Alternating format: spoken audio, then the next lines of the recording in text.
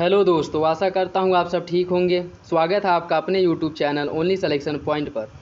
साथियों, बीच में कुछ दिनों तक वीडियो नहीं डाल पाया, किसी कारणवश जो है वीडियो प्रॉपरली आप लोगों के पास नहीं पहुँच पाया, उसके लिए क्षमा चाहता हूँ। आज से साथियों लेखपाल मेंस के लिए हम लोग जो है टेस्ट सीरीज़ को सॉल्व करेंगे, जिसके अंतर्गत ग्रामीण समाज एवं विकास से रिलेटेड, हिंदी या फिर जीएस, इन सब से रिलेटेड जो महत्वपूर्ण क्वेश्चंस हैं उनकी एक श्रृंखला तैयार की जाएगी और इसके अंतर्गत वीडियो के अंतर्गत उन सारे प्रश्नों को डिस्कस किया जाएगा। और आपको बता दें कि ग्रामीण समाज एवं विकास के अंतर्गत कुल 50 टेस्ट सीरीज को सॉल्व किया जाएगा। जैसा कि लेखपाल मेंस परीक्षा में आना है क्वेश्चंस, 25-25 प्रश्नों की जो श्रृंखला है, जैसे 25 ग्रामीण समाज एवं विकास से, 25 हिंदी, 25 जीएस, 25 मैथ, बिल्कुल उसी के अकॉर्डिंग, उसी पैटर्न पे 25-25 प्रश्नों की श्रृंखला को हम लोग सॉल्व करेंगे। ठीक है, और यह इस श्रृंखला का दूसरा टेस्ट सीरीज है, पहला अपलोड हो चुका है। और इसी तरह हम लोग 50 टेस्ट सीरीज को सॉल्व करेंगे। और आप विश्वास मानिए, अगर प्रॉपरली आप लोग मेरे साथ बने रहते हैं तो आप लोगों को परीक्षा में ज़रूर लाभ मिलेगा। और अगर आप लोग इस वीडियो का पीडीएफ चाहते हैं तो डिस्क्रिप्शन बॉक्स में इसका जो है लिंक आप लोगों को मिल जाएगा। टेलीग्राम चैनल पर जा करके आप लोग पीडीएफ डाउनलोड कर सकते हैं। ठीक है, चलिए देखते हैं इस वीडियो को या फिर से इस टेस्ट सीरीज नंबर 2 को। लेकिन सबसे पहले यदि आप लोग चैनल पर नए हैं तो सब्सक्राइब कर लीजिए और बेल आइकन को प्रेस कर लीजिए। चलिए पहला प्रश्न देखते हैं साथियों। संस्कृति, कला और उपकरणों के प्रकट परंपरागत ज्ञान का वह संगठित रूप है जो परंपरा के द्वारा संगठित होकर मानव समूह की विशेषता बन जाती है। यह कथन किसका है? कीन्स, मार्शल, रेडफील्ड या रॉबर्टसन? पता है इसका सही आंसर क्या होगा, ए, बी, सी या फिर डी? इसका जो सही आंसर है साथियों वो हो जाएगा ऑप्शन सी। यह कथन रेडफील्ड का है। चलिए अगला प्रश्न देखते हैं। उत्तर प्रदेश में राजस्व परिषद की स्थापना किस वर्ष की गई थी? 1821 में, 1831 में, 1851 में या फिर 1861 में? बताए साथियों इसका सही आंसर क्या होगा, ए, बी, सी या फिर डी? इसका जो सही आंसर है साथियों वो हो जाएगा ऑप्शन बी। उत्तर प्रदेश में राजस्व परिषद की जो स्थापना है वह 1831 में की गई थी। ठीक है, चलिए अगला देखते हैं साथियों। खसरा और खतौनी का निरीक्षक कौन होता है? पटवारी, लेखपाल, अमीन या कानूनगो? इसमें कन्फ्यूजन ये नहीं होना चाहिए कि इसका जो है निरीक्षक लेखपाल होता है। खसरा खतौनी को इसका जो है जारी करता है या फिर से मेंटेन करता, वो जरूर लेखपाल करता है, इसको मेंटेन लेखपाल करता है, लेकिन इसका निरीक्षक होता है कानूनगो। ठीक है, तो याद रखिएगा इसका आंसर हो जाएगा डी। अगला प्रश्न देखिए। संविधान के किस भाग में पंचायती राज से संबंधित प्रावधान किया गया है? भाग 9, भाग 6, भाग 3 या भाग 4A? आपको बता दें साथियों, पंचायती राज से संबंधित जो प्रावधान है उस संविधान के भाग 9 में किया गया है। और नगर पालिकाओं से संबंधित प्रावधान संविधान के भाग 9A में किया गया है। ठीक है, 9A में किया गया है। और पंचायतों के अंतर्गत कुल 29 विषयों को शामिल किया गया है। ठीक है, अगला प्रश्न देखिए। भारत में स्थानीय स्वशासन का प्रारंभ किस वायसराय के समय माना जाता है या किस वायसराय ने किया था? लॉर्ड रिपन को भारत में स्थानीय स्वशासन का जन्मदाता माना जाता है। ठीक है, तो इसका सही आंसर हो जाएगा ऑप्शन बी। जमाबंदी से क्या तात्पर्य है? लेखपाल के नक्शे की कपड़े की कॉपी, भू अधिकारों के प्रलेख, कृषि संबंधित प्रलेख या इनमें से कोई नहीं? इसका जो सही आंसर है साथियों वो हो जाएगा ऑप्शन बी। जमाबंदी जो है वो भू अधिकारों का एक प्रलेख होता है।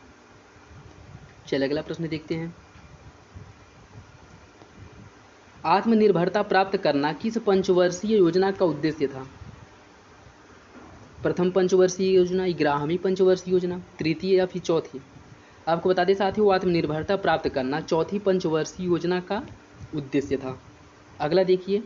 मिशन इंद्रधनुष की शुरुआत कब की गई थी? 25 दिसंबर 2014 को मिशन इंद्रधनुष योजना की शुरुआत की गई थी। ठीक है, अगला देखिए। महालवाड़ी व्यवस्था या बर्ड योजना कब लागू की गई थी? 1830 में, 1833, 1850 या 1852? इसका जो सही आंसर है साथियों वो हो जाएगा ऑप्शन बी। 1833 में महालवाड़ी व्यवस्था या बर्ड योजना की शुरुआत की गई थी। और मारवाड़ी व्यवस्था का जन्मदाता हार्ट मैकेंजी को मारवाड़ी व्यवस्था का जन्मदाता माना जाता है। ठीक है, या कह सकते हैं कि हार्ट मैकेंजी के सुझाव पर ही मारवाड़ी व्यवस्था को लागू किया गया था। अगला देखिए, निम्नलिखित में से कौन सा युग्म सही सुमेलित नहीं है? सीमांत जोत के अंतर्गत 1 हेक्टेयर से कम भूमि आती है। छोटी जोत के अंतर्गत 1 से 4 हेक्टेयर के अंतर्गत भूमि आती है। मध्यम जोत के अंतर्गत 4 से 10 हेक्टेयर के मध्य। बड़ी जोत के अंतर्गत 10 हेक्टेयर से कम।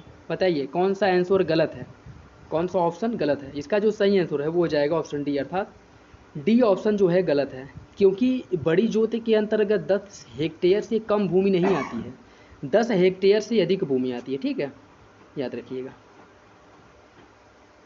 अगला देखिए, निम्नलिखित पर इन दोनों का मिलान करना है। ठीक है, एक एयरी जो है वह 121 वर्ग गज के बराबर होता है। ठीक, 1 वर्ग मीटर 119.59 वर्ग गज के बराबर होता है। 1 बीघा 20 बिस्वा के बराबर होता है और 1 मीटर 3.28 फीट के बराबर होता है। ठीक है, इसको याद रखिएगा। चलिए अगला देखते हैं।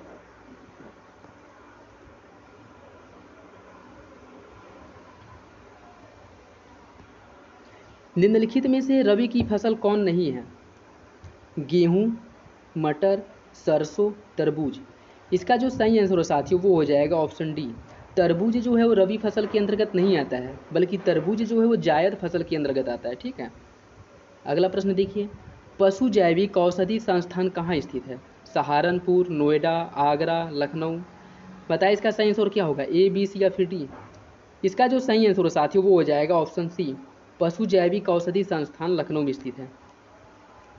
अगला देखिए, उत्तर प्रदेश में मत्स्य विभाग की स्थापना किस वर्ष की गई थी? 1950 में, 1955 में, 1958 या 1966? बताइए इसका सही आंसर क्या होगा? इसका जो सही आंसर है साथियों वो हो जाएगा ऑप्शन डी। ठीक है, उत्तर प्रदेश में मत्स्य विभाग की स्थापना 1966 में की गई थी। अगला देखिए, निम्नलिखित में से कौन सा युग्म सुमेलित नहीं है? अर्गाट या अर्गट रोग बाजरा में होता है, बुकनी रोग मटर में होता है, उकठा रोग अरहर में होता है, रेड रॉट रोग धान में होता है। बताइए कौन सही सुमेलित नहीं है? इसका जो सही आंसर है वो हो जाएगा ऑप्शन डी, रेड रॉट रोग धान में नहीं होता है, जबकि अन्य 3 जो है 3 विकल्प सही हैं। अर्गाट रोग बाजरा में, बुकनी रोग मटर में और उकठा रोग अरहर में होता है। अगला देखिए, पंडित दीनदयाल उपाध्याय पशु चिकित्सा विश्वविद्यालय उत्तर प्रदेश के किस जिले में स्थित है? शाहजहांपुर, बस्ती, सीतापुर, मथुरा। बताइए इसका सही आंसर क्या होगा? इसका जो सही आंसर है साथियों वो हो जाएगा ऑप्शन डी, दीनदयाल उपाध्याय पशु चिकित्सा विश्वविद्यालय मथुरा में स्थित है।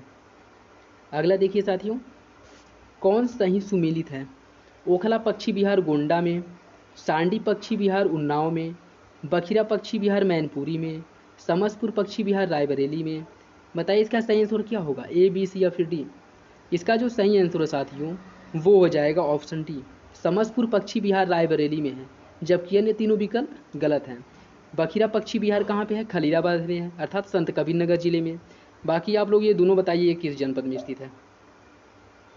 चलिए अगला देखते हैं, माता टीला जल विद्युत परियोजना किस नदी पर स्थित है? घाघरा, गंगा, बेतवा, यमुना। इसका जो सही आंसर है वो हो जाएगा ऑप्शन सी, माता टीला जल विद्युत परियोजना का निर्माण बेतवा नदी पर किया गया है। अगला देखिए, प्राचीनतम कॉप मिट्टी वाले क्षेत्र को क्या कहा जाता है? खादर, बांगर, दलदली या शुष्क।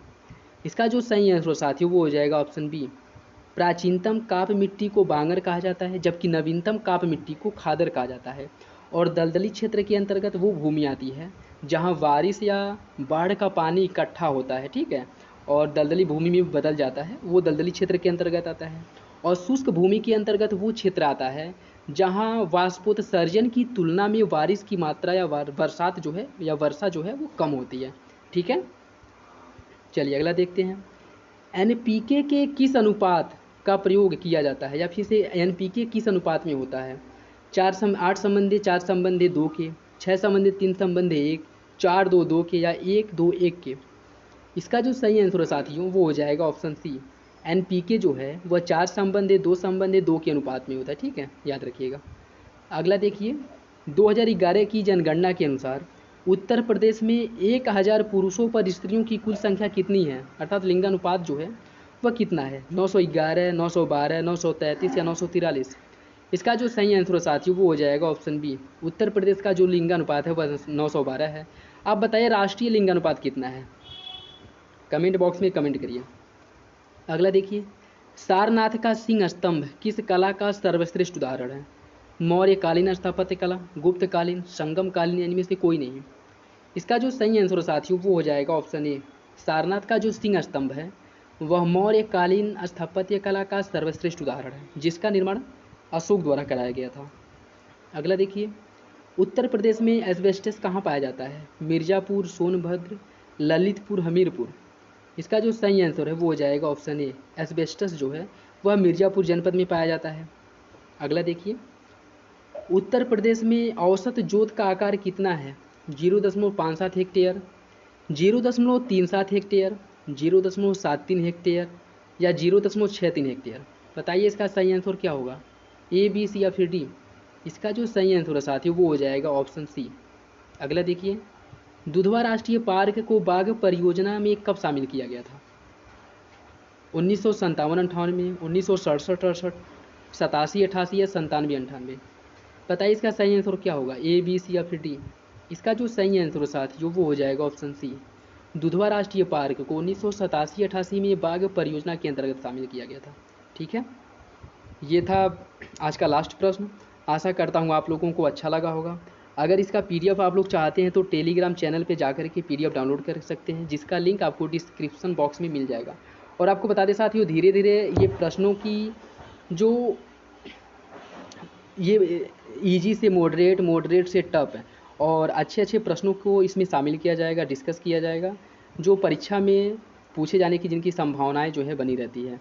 और आपको बता दें साथियों, इसके साथ ही आने वाले जो वीडियो हैं उसमें प्रॉपर एक्सप्लेनेशन के साथ जो भी आपके 4 ऑप्शंस हैं उनसे रिलेटेड सारे डाउट क्लियर कर दिए जाएंगे। ठीक है, अभी उस पर काम चल रहा है तो उस पर ध्यान दिया जाएगा।